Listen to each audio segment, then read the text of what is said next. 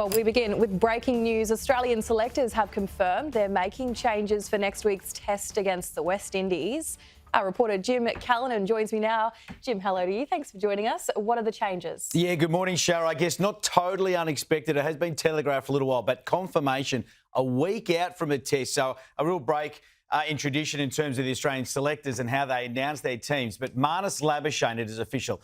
He has been dropped from the test squad as the fallout from that defeat to the South Africans in the World Test Championship final at Lord's early this week now really hits home for him. Of course, he has been out of sorts. Marnus has not scored a century for some time. In fact, his last came in the fourth test of the Ashes series in England, in Manchester, some time ago, and his numbers really have tapered off since being the world's best batter. What it means is that man, Sam Constas, is back. Of course, what a debut in front of a packed MCG crowd Boxing Day against the might of India and Jasper Bumrah when he came up with these audacious shots that really turned the tide in that match and the series.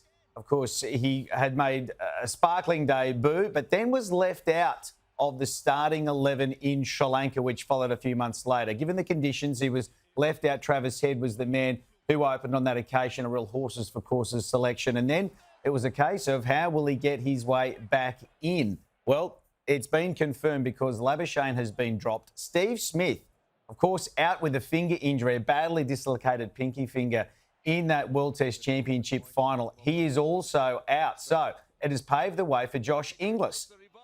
He made a sparkling debut century against Sri Lanka earlier this year.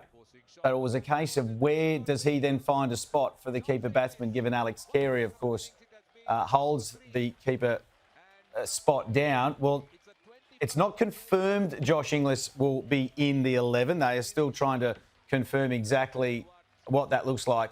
But he's in the squad. Marnus Labuschagne is not. The first test against the West Indies is next Thursday night, our time, in Barbados. And now you'd have to say it's a real look to preparing a team for the Ashes this summer. This is the comments from George Bailey, the chairman of selectors, on Steve Smith, saying he needs more time for that to heal and they'll reassess just when he can come back. And they've made the decision to give Josh and Sam the opportunity to replace Stephen Marnus. We're excited to see them and get the chance to further their fledgling Test careers. Marnus, at his best, can be a really important member of the team. He understands his output hasn't been at the level we or he expects.